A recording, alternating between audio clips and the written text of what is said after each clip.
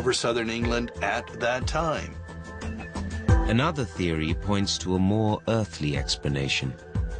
Sometime after the event, a local forester put forward the theory that the witnesses might have seen the light from the Orford Ness lighthouse shining mysteriously through the trees, and that might explain the UFO sighting. Strange, small red light. He's looking in a particular area, and he's saying, there's a light, and then there's a pause, and that pause is an interval of 5 seconds, and that is exactly the interval of the Orford Lighthouse.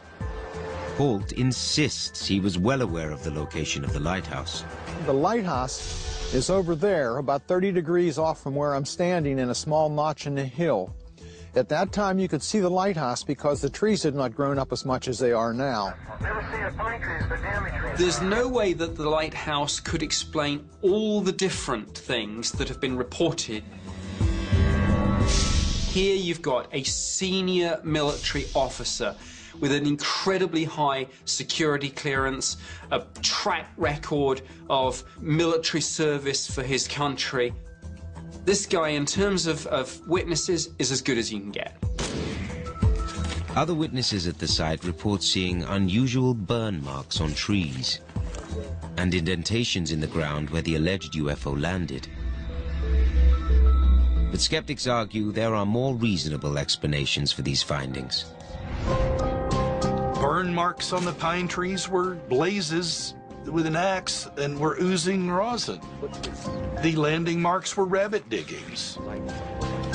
Holt and his servicemen also test the area for any unusual radiation levels. We got very positive readings, 7 units, it's called on the 0.5 scale. Those radiation readings were sent to the Defense Intelligence staff, and they were about 7 to 8 times higher than what they would have expected to see in that area. But radiation experts dispute Pope's findings and say the equipment and readings did not reveal anything unexpected. The background radiation was the use of poor equipment that wasn't intended to measure what was being measured. All of this was a comedy of errors. There is no credible evidence that a flying saucer landed in Rendlesham Forest. The British Defense Ministry dismisses the case as cause unknown, saying the event was never a threat to national security and warrants no further investigation. While the Rendlesham incident remains a mystery, Colonel Holt is not the only U.S. military officer who reports coming face-to-face with a UFO. Off the southern coast of the United States, a veteran pilot reports a head-to-head, mid-air showdown with a flying object he can't explain. Larry Jividan, a decorated Vietnam veteran with the United States Marine Corps and retired commercial airline pilot, waited nearly 4 decades to reveal his close encounter. Most pilots generally keep sightings like this to themselves and among their crew. Twilight, February 6, 1975.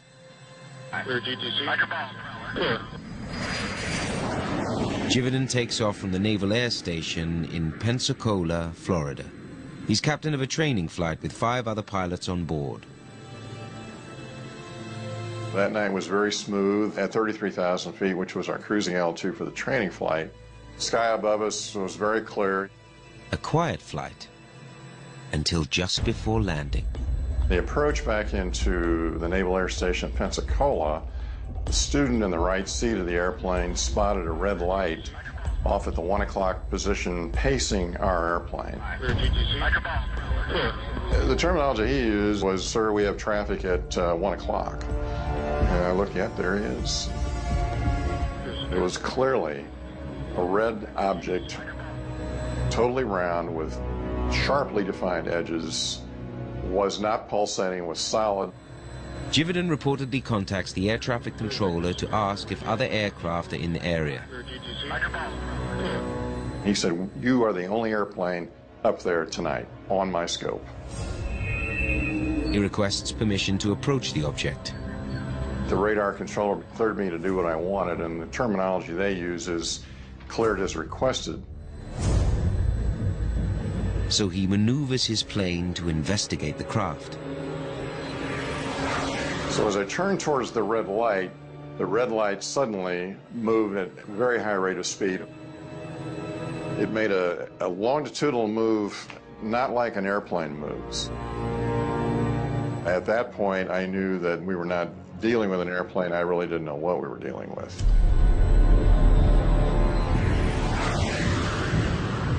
Jividan says he was flying close to maximum airspeed. We both were doing about 6 to 7 miles a minute. As I sped up, the object would speed up, and it definitely was an airborne object as I dove below it to look up at the star field and see it tracking and blocking out stars as it moved along. He remembers the object lingering for 30 seconds before disappearing. There was no visible signs of propulsion. It just left and was over the horizon within seconds. And he recalls the encounter lasted less than 5 minutes. In the 36 years I flew and roughly 19,000 hours of flying, I've never seen anything like this before or since.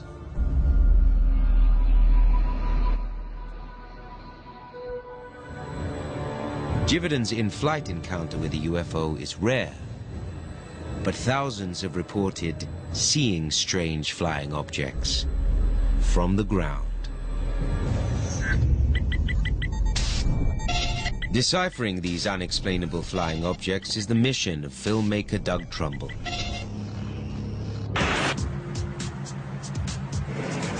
And after 15 years in the making, his first mobile UFO expedition begins. This is the very first time we've ever actually integrated the whole system of the telescope, the cameras, and all of the systems on board this Humvee.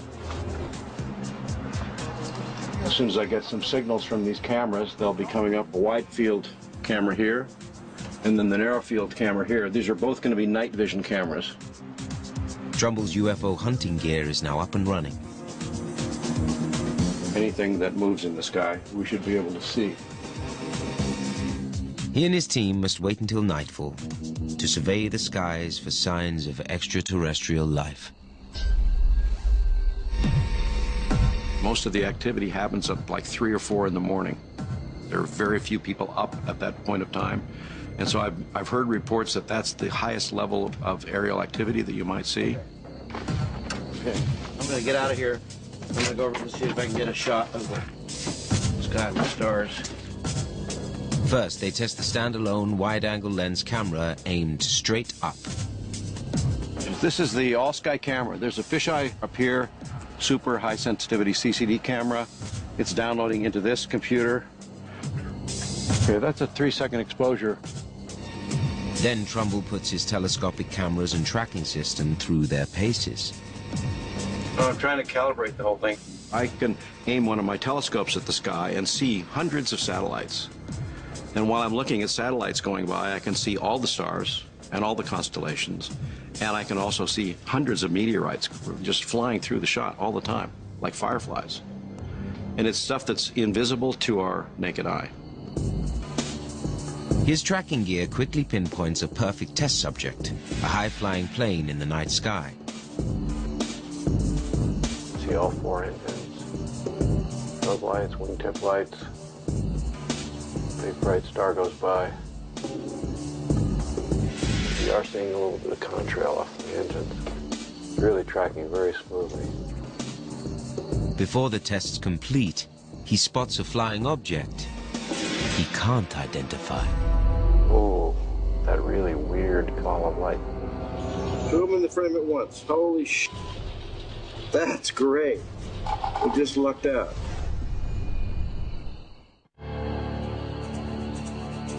UFO hunter Doug Trumbull spots a strange ball of light.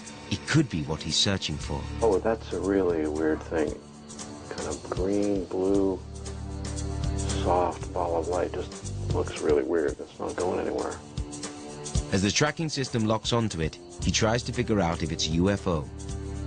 Okay, Doug, we've got an object. 270 north, 67 up. Okay. Got it. A lot of atmospheric disturbance. I'm not going to make anything out of it yet. Yeah, there's some atmosphere coming in down. You know, sometimes you can't tell. But it soon becomes obvious that the unusual light is not a UFO. It's a common satellite. Another satellite. Tonight, Trumbull is unsuccessful in capturing real evidence of alien life, but he remains committed to continue his search for UFOs, and he believes that more needs to be done to find out if extraterrestrial life exists. What we need is 10 or 100 or 1,000 very inexpensive trackers that are just gathering a lot of data all across the country or all around the world.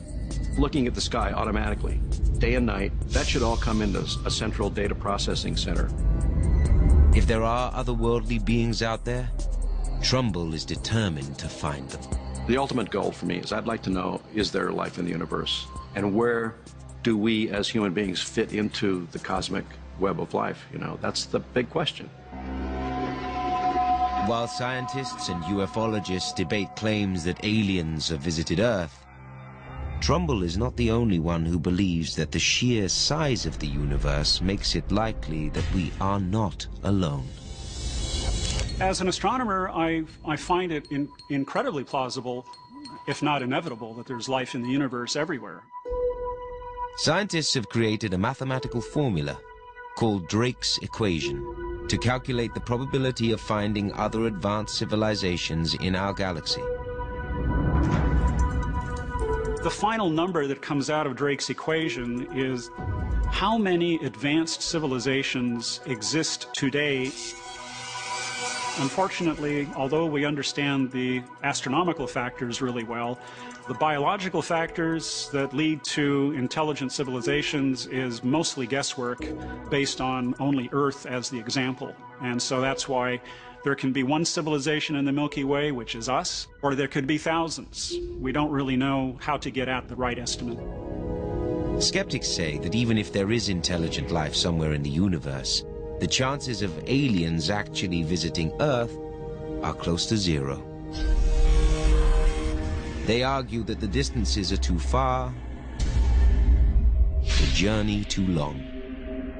You could go from here to the nearest star at the speed of the Voyager spacecraft, and it would take you 70,000 years to get there. That's a long time to sit there with your tray table and your seat back down. Even if you are an advanced civilization, I don't care how advanced you are, you still have to play by the rules of physics in terms of light travel time and speed through space. That's a fundamental hurdle that all intelligent civilizations have to surmount. And space travel is the most awkward way of doing that. But many believers still claim that some form of alien life has visited Earth. It's very easy to have an opinion and blow off something that is extraordinary if you haven't seen it yourself. But I really believe that what we saw was an alien spacecraft. I have no idea why it decided to fly over my state, but it sure created a lot of excitement. I've always said I don't know what these things are, but I know that they are. If anybody wants to ridicule me now because of what I've said, then fine, have at it. But I have the confidence in knowing what I saw. It changes your life forever. It changed me forever. And your outlook on the world and your worldview is changed forever. You want to know what it is. But skeptics are not convinced. I want some proof, and I'm one of these people that has to have proof in hand. Is there life out there? Definitely. Are we being visited? I don't know. But so long as some UFO sightings for objects behaving in ways that we can't replicate, I mean, in terms of speeds and maneuvers, it's worth considering the link. I think people want to believe in UFOs and aliens because it gives us a sense that we're not alone. So what do we have? We have each other, and that's good enough. As the debate rages on, Men like Doug Trumbull continue to search the skies for evidence that we are not alone. I'm just on a path that I do want to know very, very much, and I'd like to have evidence that I could say they're here.